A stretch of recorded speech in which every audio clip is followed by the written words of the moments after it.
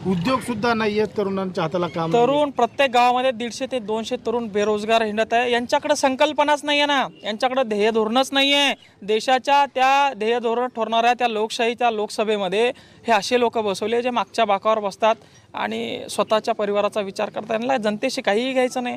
तरुण पोरांच्या ही गोष्ट लक्षात आलेली आहे आणि म्हणून सगळं तरुण पोरांच्या पाठीमागे पूर्ण जालना जिल्हा, पूर्ण लोकसभा मतदारसंघ, संभाजीनगर जिल्हा अर्धा जो काही आहे तो उभा राहणार आहे। कारण कुठल्याच आईबापाला वाटत नाही की आपल्या पोरानं यांचे खेटरं उचलावे, यांच्या चटया उचलाव्या, यांचे झेंडी घेऊन यांच्या मागं फिरावं।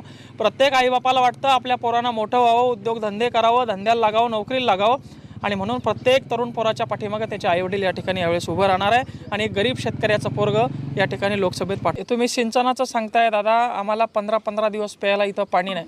आता उगा मी आहे सुशिक्षित आहे, भ्रष्टाचार करत नाही म्हणून माझ्या गावाला 2-2, 3-3 टँकर दिले।